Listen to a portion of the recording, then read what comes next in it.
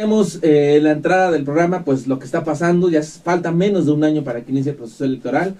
El procedimiento va a iniciar formalmente en el mes de septiembre, con la primera reunión que va a tener el Consejo General del INE.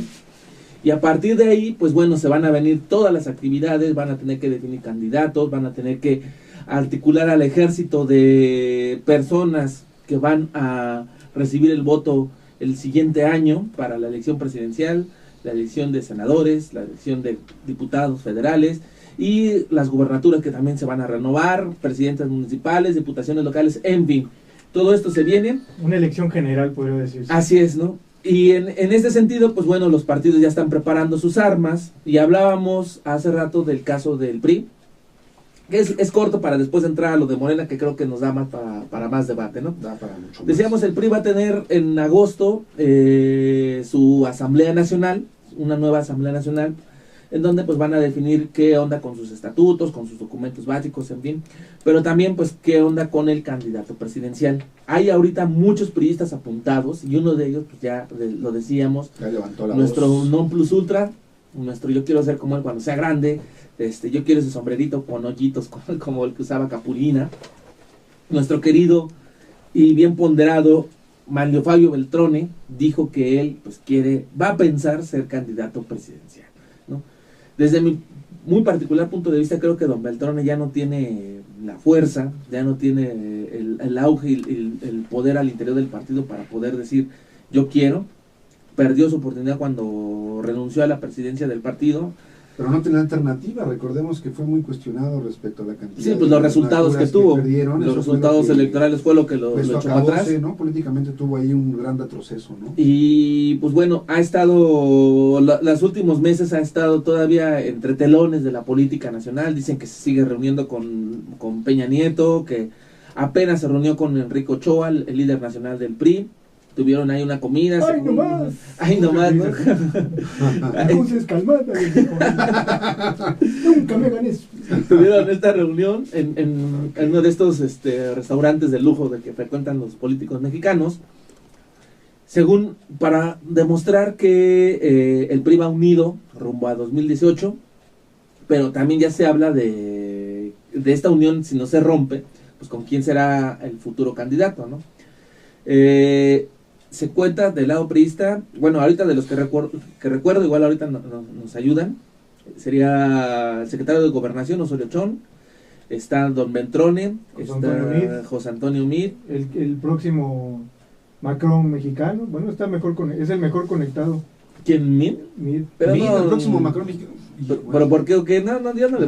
El que, está conectado con el sector financiero, ex secretario particular de Carlos Slim, de Agustín Carstens, sí, está conectado con los Meade Curibreña, que es una de las familias de abolengo de este país. O sea, por conexión de red, no falla.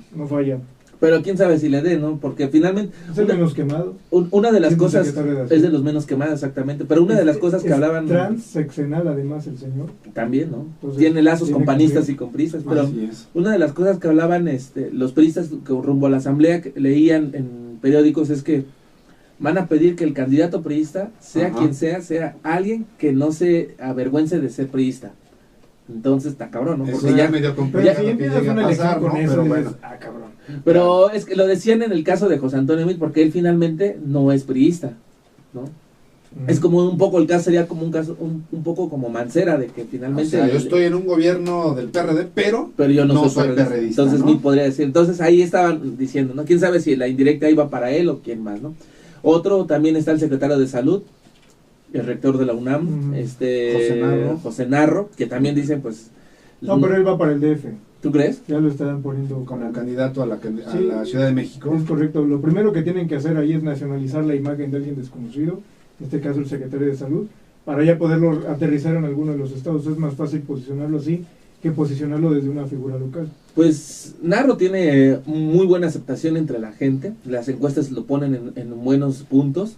También está el caso, hablando del gobierno de la Ciudad de México, ahorita Rodrigo que decía de los planes que está lanzando para la Secretaría de Educación, Aurelio Nuño. Aurelio Nuño, ¿no? Algo que me parece un poquito descabellado y algo difícil de lograr respecto a esta idea de obligar, de capacitar a la planta docente desde la educación básica hasta la educación media superior, para que todas estas ya puedan implementar el idioma inglés, ¿no? De manera obligatoria, y de esta forma ya, pues ante nuestro vecino país del norte, que de por sí vemos cómo nos tiene por todos lados sujetado, pues por lo menos cuando crucen el muro y los agarren sepan decir: quiero un abogado en inglés, ¿no? Porque la realidad de nuestro país es que no da para más. Creo que esto me parece que no tiene ni pies ni cabeza, algo más de lo que dice esta frase también de aprender a aprender, ¿no? De tan vieja como los propios SH. Exactamente, de hecho así de nuevo es, ¿no? La nueva política. Oye, exactamente. Haciendo un paréntesis rápido, Lalo, tú tienes una niña pequeña. No sé si les han platicado a ustedes como padres de familia en las escuelas en qué consiste esta nueva onda. Ella en qué va ahorita, va a entrar a la primaria, ¿no? Va a entrar al kinder, todavía está en el kinder. Todavía está en el kinder. Bueno, entonces no le toca, entonces todavía no le alcanza, pero ya pero finalmente lo que estás hablando es una política que no tiene ni pies ni cabeza, en el sentido que no está conectada. Vaya, los vagones no están conectados con la máquina, a eso me refiero. ¿En qué consiste? Bueno, de entrada el gobierno quiere arreglarlo todo con talleres, ¿no? Son talleres de capacitación, y no es una política integral donde, por ejemplo, tengas a un magisterio, a una normal, donde te enseñen todo eso. Exacto. Todos son con tallecitos, como todas las reformas, parches, ¿no? Como todas las reformas se implementan de una manera totalmente coyuntural y que se escucha muy bonito, pero que realmente no existe una infraestructura que soporte estas ideas, ¿no? Así es, porque es cosa de que el siguiente gobierno diga: ya no, güey.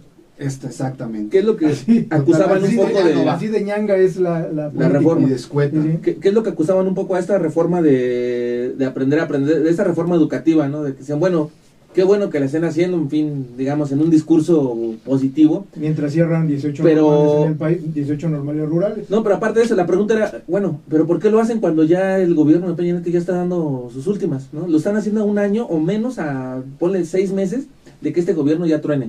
¿Por qué no si tenían este plan, por qué no lo instauraron cuando el gobierno estaba empezando, hace 6 años? ¿Por qué no lo hicieron en lugar de verse el Pacto por México? ¿Por qué no hicieron un pacto por la educación en donde plantearan esta cuestión? 6 años, ya ahorita estaríamos viendo algunos resultados tal vez de esta reforma, y no hacerlo ahorita porque, como bien dices, en 2018 va a entrar un nuevo gobierno y puede decir, esto... Sí, como ya lo vimos con la Alianza en la Calidad de la Educación, con Felipe Calderón, si se acuerdan, ¿no? Sí, con la alianza, con el Bester. No, pero iba a decir también... ¿Qué pasó con eso? Esta que implementó Chente de los pizarrones inteligentes. Que muchos lugares donde no tienen electricidad ya los toman de pizarrones normales. Porque no había luz, o sea, güey. Era una buena idea. Pero... O sea, lo más absurdo, hubo comunidades rurales que les llevaban computadoras, ¿no? Ya ni siquiera los pizarrones. Dices, bueno, ¿y esto dónde lo conecto si ni corriente eléctrica tenemos? ¿No? O sea, así de absurdo suena, ¿no? Pero eso más bien eso te muestra la falta de planeación que hay en estas políticas que se emprenden, ¿no? Correcto, ¿no? Y que son más bien políticas coyunturales que pues para relucir, en este caso, pues tal vez Aurelio Nuño, él sigue haciendo sus giras semanales, de que cada lunes va a una escuela de la Secretaría de aquí de la ciudad, ¿no?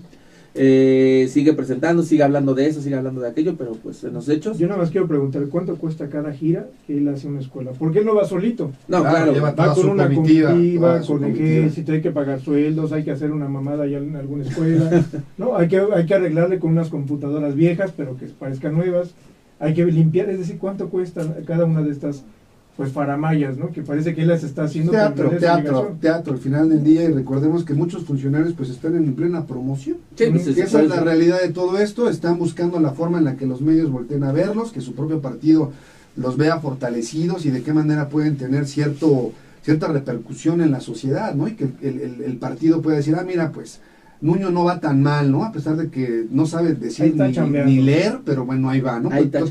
Total, desde que está Peña Nieto, pues ya no importa que no lean, ¿no? Finalmente, con que se vean bonitos y sepan sonreír, pues con eso basta para tener un buen impacto, por lo menos en la media poblacional, para que identifiquen al candidato. ¿Qué era, ahorita que mencionas esto, era otra de las críticas que se le hacían a Nuño, ¿no? Decía, ¿qué puede conocer de educación pública alguien que toda su vida se formó en escuelas privadas? Pero bueno. Que nunca ha dirigido ni siquiera una escuela chica, pues. Bueno, ni siquiera es especialista en educación, pues creo que es abogado o economista. Es economista, ¿no? Entonces, el punto es, ni siquiera es especialista en educación, no conoce cómo es la realidad de las escuelas públicas. Ni en políticas públicas. Bueno, la política educativa no es una cuestión que lo ves de 3 o 5 años, ¿no?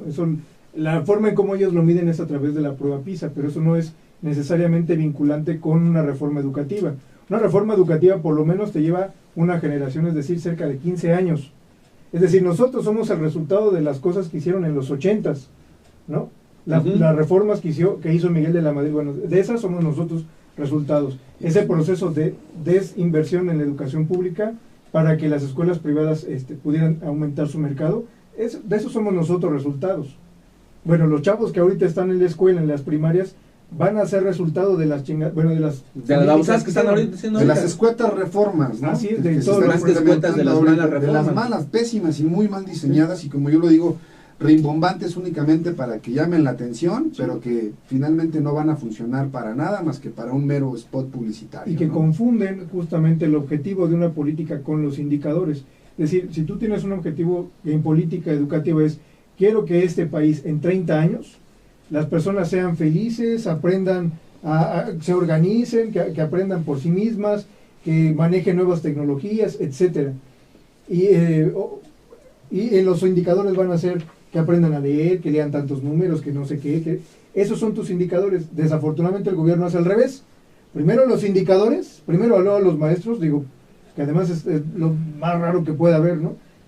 Primero evalúas a los maestros, después pones una política con los cuales ibas a evaluar, y después ya una vez que echas a los maestros, ¿no? Porque tienes que hacer un nuevo pacto educativo, que finalmente de eso se trata, pones a personas que no necesariamente tienen formación como maestros, sino que son profesionales desempleados que van a dar clases, ¿no? Así es. Entonces, bueno, pues esa chapuza es lo que va a generar justamente los problemas de los niños en 20 años. en 20 años, ¿no? Sí, pero bueno, pues ahí ya estamos viendo que aquí en territorio Comanche, Aurelio Nuño no es precisamente el santo de nuestra devoción. Que lo que intentaron lanzar, pero... Que, bueno, para terminar con los priistas, ¿tú quién verías de entre los que mencionábamos? A ver, el secretario de Gobernación, Mit, Nuño, que ya creo que él es el que tenemos en último lugar, y al de Salud, a ellos cuatro, ¿cuáles verías tú como el posible?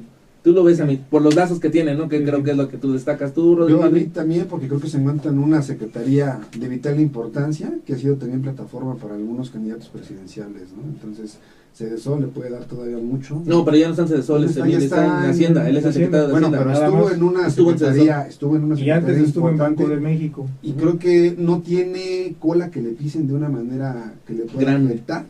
Sí, que le pueda afectar no, tanto es como que a Beltrones, por como ejemplo. decía... Nada más la política hacendaria, ¿no? De congelación de salarios, bajas tasas de interés, un aumento de las tasas de interés, con eso congelas los créditos, con eso congelas la inversión, con eso congelas salarios y la creación de empleo. Y manejó bien el impacto mediático respecto a esta explicación del por qué el costo de las gasolinas.